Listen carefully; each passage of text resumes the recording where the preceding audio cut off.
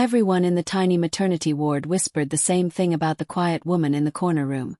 Poor thing, her husband left her right before the birth. They saw the simple clothes, the tired eyes, the nervous hands clutching a baby blanket. No one imagined the truth. No one knew that the woman who had just given birth was not abandoned, not helpless, not poor. She was a billionaire, one of the youngest in Europe, and she had chosen this modest hospital on purpose. 'Cause she needed to hide. Because someone dangerous was looking for her. And because the father of her child had no idea the baby even existed. Her name was Aria Volmont, though the nurses only knew her as Ms. Vane. She moved like someone who had lived many lives already. Graceful, alert, always scanning the room. When she held her newborn daughter, the coldness in her gaze melted for a moment. Only for her child did she allow herself softness. But the peace was fragile. On the third night, as the storm raged outside, Aria noticed a shadow through the narrow hospital window. A tall figure stood beside a dark car, headlights off, engine silent. Her heartbeat quickened. Only 3 people in the world knew she was pregnant. 2 of them were dead. And the third? The third had sworn to destroy everything she loved. Aria wrapped her baby close and reached for the duffel bag beneath the bed. Nothing in it but documents, cash, and a single photograph. A man's face. Dark eyes. Half smile. The father. The only person she had ever trusted, yet the one she had left without explanation.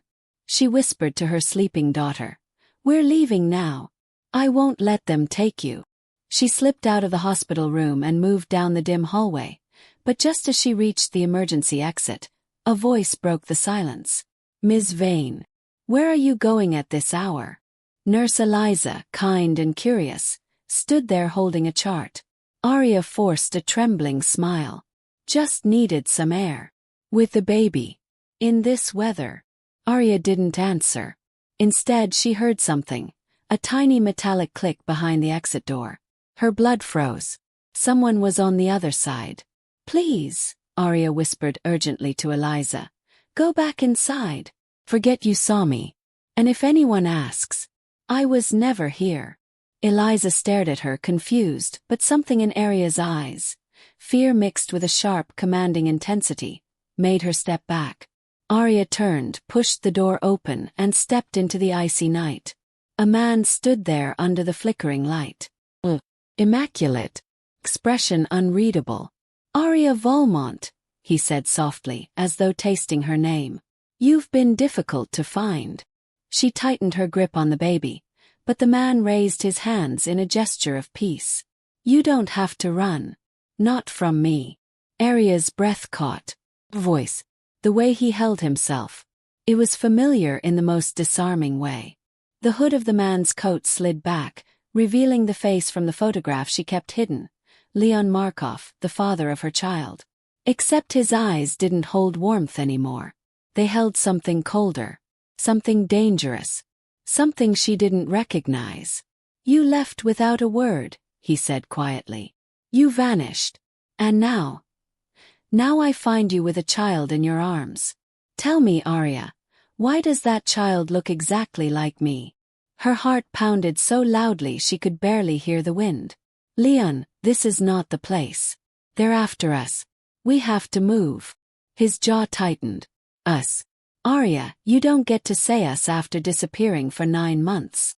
Lightning flashed, illuminating the tension. The raw pain etched into his features. She had imagined this reunion 1,000 times, but never like this. Not standing in a storm outside a shabby hospital, holding the baby he didn't know he had, while danger crept closer with every second. A black SUV turned onto the narrow road, moving slowly, deliberately. Aria's voice broke. "Leon, please, for her sake. Help me." He looked at her, at the baby, at the approaching SUV. Something flickered in his eyes. Confusion, betrayal, instinct, love, she couldn't tell. But then the SUV accelerated. Leon grabbed her arm. "Get in the car. Now." She hesitated. She didn't know if she could trust him. Not anymore. "Aria!" he shouted over the wind. "If you stay here, they'll kill you. They'll take the baby. You wanted to disappear. You can't. Not tonight. The SUV's doors opened. Masked men stepped out. Arya clutched her daughter to her chest, breath shaking. And for the first time in months, she whispered his name not with fear, but with hope. Leon. He pulled her toward his car as the men advanced, shouting commands she couldn't understand. Tires screeched. Gunshots cracked through the night. Leon shielded her with his body, yanked open the passenger door, and pushed her inside. Whatever you've kept from me, he said, sliding behind the wheel. You're going to tell me everything. The car shot forward as the masked men chased them into the storm, and Arya realized the truth. This was only the beginning of the nightmare she thought she had escaped, and the beginning of a bond she wasn't sure she could survive. No one in the quiet maternity ward suspected that the pale, exhausted young woman clutching her newborn daughter was worth more than the entire hospital building. She looked too fragile, too overwhelmed, too human to be the secret heir to one of Europe's largest private fortunes. Nurses saw only a trembling mother with dark circles under her eyes and a simple cardigan pulled tightly around her shoulders. They didn't know that a private jet had dropped her off in the city the night before, under a false name with no security detail, and with a determination her family had never imagined she possessed. Her name, her real name, was Amelia Vorontsova, a name whispered in financial newspapers and royal cocktail circles. But here, she introduced herself simply as Mia, and no one questioned it. Her fiancé had died 2 months earlier in a car explosion that was ruled an accident on television. But she knew better. She had been next to him, had felt the heat, had seen the polished black SUV that sped away. And in the smoke and chaos, she understood one horrifying thing. Someone wanted her unborn child gone before it ever took its first breath. So she ran. Not from the world, she owned half of the world. No, she ran from the people who believed her daughter was their key to power. And now, as the newborn rested quietly on her chest, Mia whispered, "You're safe. For now you're safe." But the lie burned on her tongue. Through the half-open blinds she caught a glimpse of a man in a dark coat leaning against the parking lot railing. He looked like any visitor waiting for a ride. Phone in hand, shoulders slouched, nothing threatening. But Mia had learned to notice the details others ignored. His shoes were too clean. His watch was too expensive. And he hadn't moved in over an hour. She tensed, pulling the baby closer. The door pushed open. Not the man. A nurse. "Mia dear, it's time for your post-delivery check. Are you feeling all right?" Mia forced a smile. "Just tired. She kept me awake all night." The nurse chuckled warmly. "That's what babies do. You'll get used to it."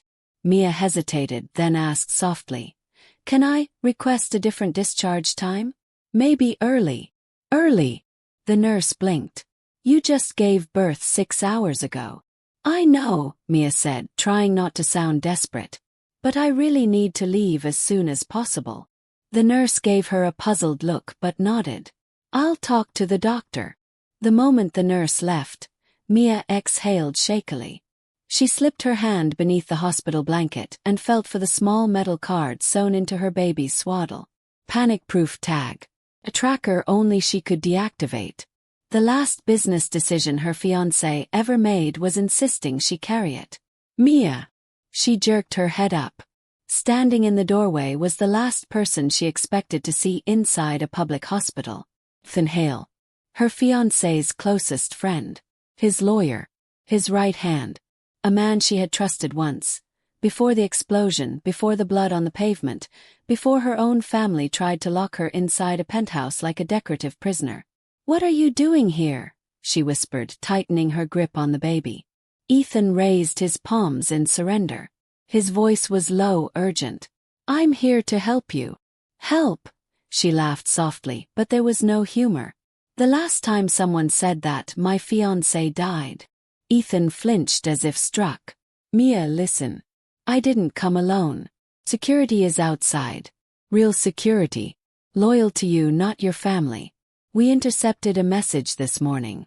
Someone leaked your location. They know you gave birth." Her blood ran ice cold. "Who?" she asked. "Who leaked it?" "I don't know yet." But whoever it is, they want the baby. Mia's eyes darkened. Of course they do. She's the sole heir. Control her, control everything. Ethan stepped inside, closing the door gently behind him. You can't stay here. This hospital isn't protected. We need to move you now. And go where? Mia whispered. To a safe house in the mountains. Completely off-grid. It's the same place your fiancé planned to take you before. His voice broke. He swallowed hard. Before he died. Her heart squeezed painfully. She remembered the conversation. His hand resting on her belly. His whisper, I want our child to be born somewhere no one can touch her. And she had laughed. She thought he was being overly cautious. She had no idea he was already fearing for their lives. Ethan took a slow step closer. Mia, trust me. Please. She stared at him. His face was tired, unshaven, lined with worry. If he were lying, he was the greatest actor alive. But trust had become a luxury she could barely afford. Give me 5 minutes, she murmured. Ethan nodded and stepped outside. Mia shifted her tired daughter in her arms, brushing a fingertip over the baby's tiny cheek. Your father died for you, she whispered. Now I'll live for you. She stood, gripping the metal bedrail for balance. Her body ached from labor, her legs trembling, but she forced herself to move. There was no time. She dressed quickly, bundled the baby, and slid the encrypted tag deeper into the blanket. Every second counted. A sharp sound echoed from down the hallway. Not loud, not obvious, just a click. A door unlocking. A door that shouldn't have been opened. Mia froze. Her instinct screamed. Someone else was here. Not Ethan. Not the nurse. Someone who moved without footsteps. As if they knew exactly where she would be. She slipped toward the back exit of the ward, hugging the baby close, her heartbeat rapid and wild. The hallway was too quiet now, unnervingly still. The fluorescent lights flickered overhead as she turned the corner. Then she saw him, the man from the parking lot, inside the hospital, walking slowly toward her, eyes fixed on the bundle in her arms. Mia Vorontsova, he said calmly. We've been looking for you. She didn't think. Ran. Her stitches burned. Her legs nearly buckled. But adrenaline pushed her forward as alarms began to sound somewhere behind her. She slammed through the emergency door, racing toward the stairwell. And suddenly a hand grabbed her shoulder. But not the man's. Ethan's. Mia, this way. She gasped, stumbling into him as he pulled her into a service corridor she hadn't noticed. He locked the metal door behind them, breathing hard. They're inside, she whispered. I know. How many? Too many. The baby whimpered softly. Ethan looked at the child, then at Mia, and something hardened in his eyes. Something fierce, protective, unshakable. We're not letting them take her, he said. And then, thud hit the door. Another. They had found them. And Mia understood. This was only the beginning. The hallway lights flickered as she stepped out of the room, cradling the baby close to her chest as if the whole world might try to take him away. No one in the hospital, not the exhausted nurses, not the curious visitors shuffling past with flowers, not even the senior doctor who delivered her child, had the slightest idea that the woman standing quietly in the shadows was worth more than the building they were standing in. More than the entire chain of hospitals, in fact. She looked ordinary on purpose. A soft gray hoodie, hair tied back, no makeup, no jewelry except the cheap plastic bracelet with her patient ID. And yet her eyes carried a depth that only people who have built empires know. A kind of silent intelligence, sharpened by loss, strengthened by betrayal, and now softened by the tiny heartbeat breathing against her. Because the world believed she had disappeared. Years ago, when tragedy struck and her family fortune descended into chaos, reporters chased her like a scent. Investors predicted her downfall eagerly. Rivals drooled over the scraps. Until one day, she simply walked out of the public eye, vanishing without explanation. Rumors spread, she'd gone bankrupt, she'd fled the country, she'd suffered some mental collapse. But the truth was far more complex. She hadn't disappeared. She'd rebuilt. Quietly. Secretly. Ruthlessly. And now she stood in the dim corridor of a nearly empty hospital, holding her newborn son, the one miracle she never expected, while the world remained blissfully unaware that a billionaire heiress, investor, and silent owner of several global corporations was beginning a new chapter. She exhaled slowly, adjusting the baby's blanket as he stirred. "It's just you and me now," she whispered. "And one day you'll know everything they never knew." A soft knock behind her pulled her back. The night nurse, a young woman with tired eyes and a gentle smile, approached timidly. "Ma'am, the doctor asked if you'd like to move to the VIP suite now. They finally opened one up." She forced a faint smile. Calm, humble, completely unlike the fearless strategist she truly was. "No," she said softly. "I'm fine here." The nurse blinked in surprise. Most patients would have jumped at the chance. But she didn't need luxury. She didn't need people fussing. She needed silence. She needed time. And she needed to stay invisible a little longer. As the nurse walked away, she lowered herself into the chair near the window. City lights shimmered far below, unaware of the secret being held on the 9th floor. She brushed a thumb across her son's tiny hand, and he curled around her finger with unexpected strength. "You'll never know the kind of world I was born into," she murmured. "You'll get a better one." But promises, even whispered ones, have a way of stirring fate.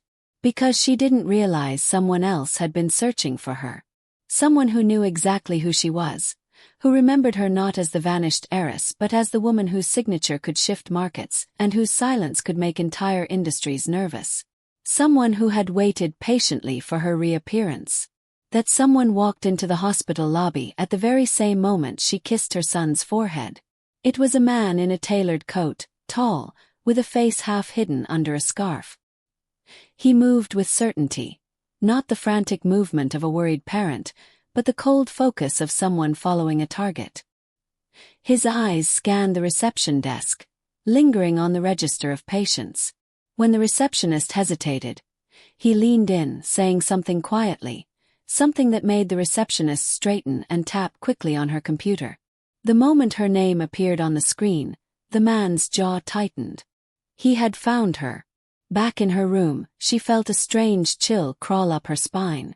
A familiar instinct, the same one that had saved her during corporate wars, during boardroom betrayals, during the darkest moments of her disappearance, whispered that something was wrong. She gently laid the baby in the small bassinet, making sure he was wrapped tightly, then stepped into the hallway. The stillness felt too heavy now. Too intentional. Her breath steadied, her posture shifted, from vulnerable new mother into the woman the world had once feared. She walked toward the elevator, each step controlled, silent, deliberate. And then, just as the doors slid open, she saw him. The man in the coat. He lifted his gaze, and their eyes locked. Recognition burst between them like lightning. Sharp, painful, undeniable. He spoke first, voice low and cold. "So it's true. You did survive." Her heartbeat hammered against her ribs, but she didn't step back. "What do you want?" His gaze flicked past her, toward the room where her newborn slept. "You already know." She did. Oh, she did. 4 years, he had been the one trying to take everything from her. Her company, her assets, her identity. He was the reason she vanished. He was the reason she rebuilt in silence. And now he had come for the one thing she would never allow anyone to touch. Not her fortune. Not her empire. Her child. She squared her shoulders, her eyes turning into steel. "You're too late," she whispered. But he took a step closer. "No," he replied. "This time I'm exactly on time." Her pulse raced, not from fear, but from the storm rising inside her. Because if he thought she was the same woman who disappeared years ago, he had no idea what kind of enemy he had just cornered. And even less idea how far she was now willing to go. And yet, even as the room filled with soft murmurs and the faint beep of monitors, No one imagined the truth hidden behind her calm, exhausted smile. The nurses saw only a young mother with quiet eyes, dark hair plastered against her forehead, and a newborn wrapped tightly against her chest. They didn't know that the woman who had just given birth in a small public hospital was one of the richest, most unreachable figures in Europe. Someone whose name never appeared on Forbes lists because she owned the companies that owned the companies that owned the companies. She loved her invisibility as much as others loved fame. But secrecy was becoming harder, because someone had recognized her. A man lingered outside her hospital room longer than any stranger should. He was dressed simply, jeans, a weather jacket, but his gaze was too sharp, too aware. He kept pretending he was on his phone, pretending he wasn't looking through the narrow window at her. When she finally raised her eyes, he vanished around the corner. Her heartbeat spiked. She tightened her hold on her baby, pulling him closer until his tiny breaths calmed her own. For years she had lived in silence, hiding her identity even from people who believed they knew her. But a billionaire without enemies was a fantasy, and once, long ago, she had made the wrong person angry. She closed her eyes for a moment, remembering the last time she had seen Viktor Malenkov's face. Cold blue eyes, a warning disguised as a smile, and a threat murmured so quietly that only she heard it. "You can disappear now. But I'll find you eventually." She had disappeared. She'd erased every trace of her life, changed continents, changed names, learned to blend in until she was another face in a crowd. She believed she'd won. Until yesterday. Until she gave birth. And now a stranger lingered outside her door with an expression she recognized all too well. Someone assessing, calculating, confirming. She whispered to her son, pressing her lips to his forehead.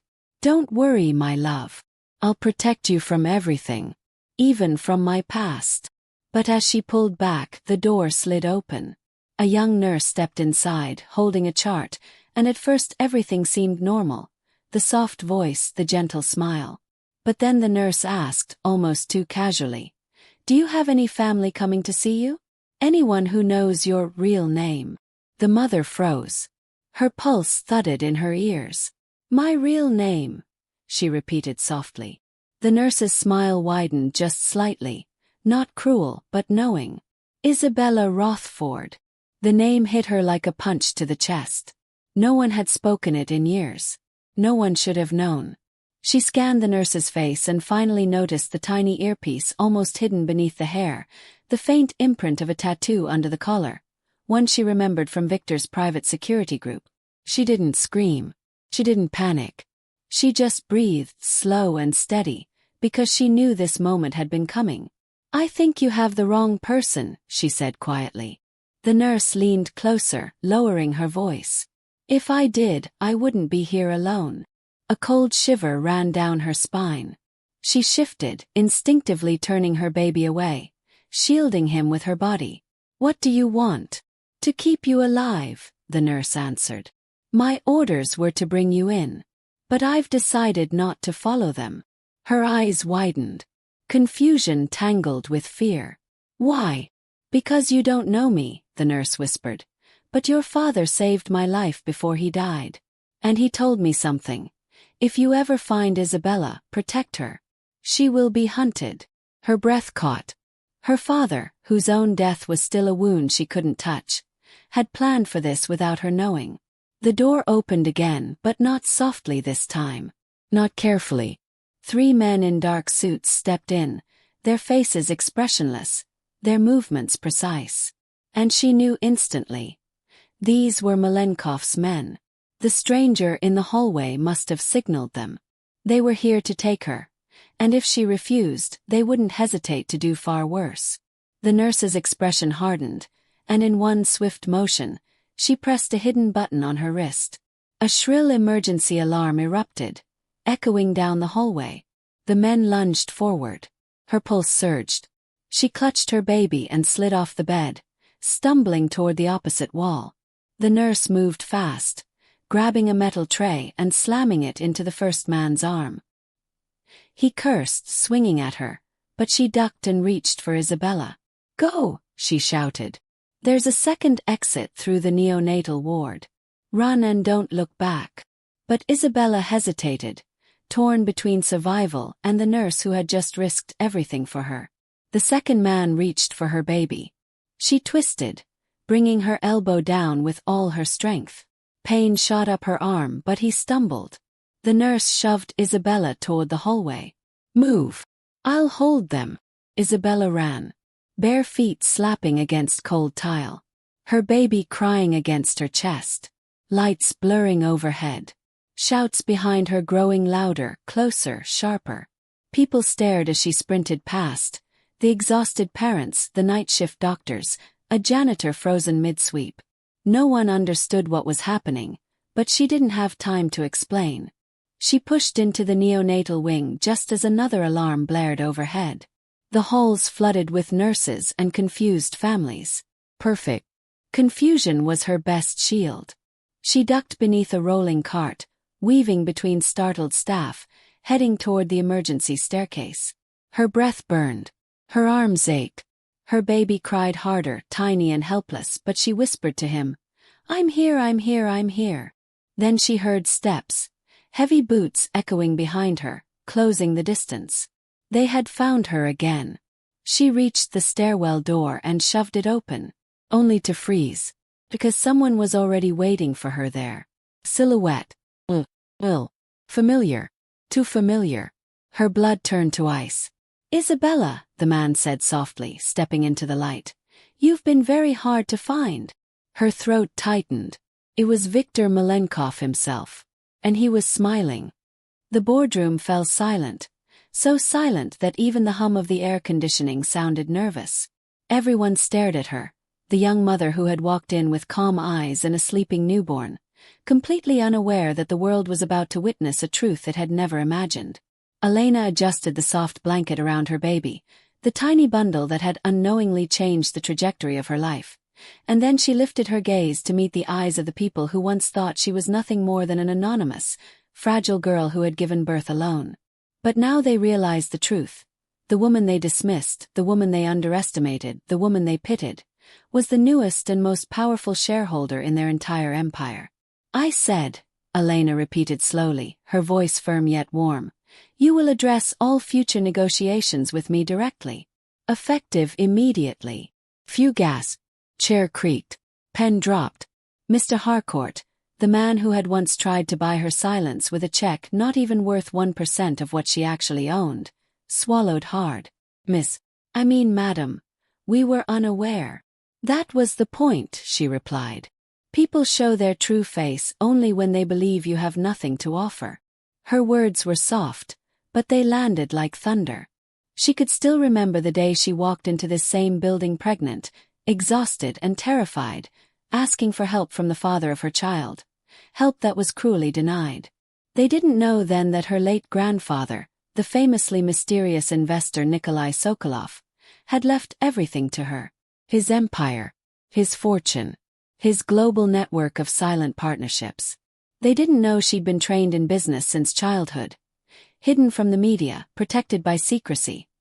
Her existence erased from the financial world until the day she chose to appear. And today she had chosen. She placed her grandfather's ring on the table, the same ring that represented control over the entire holding. A symbol that no one in the room had ever expected to see on the hand of a young mother. "Your attempts to remove me from the company," she continued, looking directly at Harcourt, "will not go unaddressed. But I'm not here for revenge. I'm here for transformation."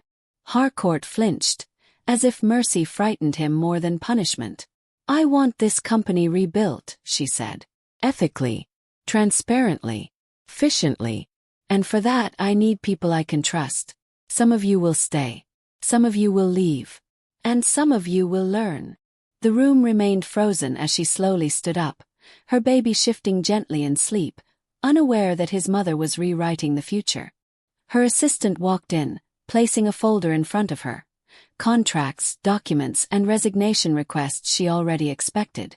"Elena, you're really going to run all of this while raising a child?" One board member asked softly, not mockingly, but with honest awe. "Yes," she smiled. "Because I'm not doing it alone." And right on cue the door opened. Alexander stepped inside.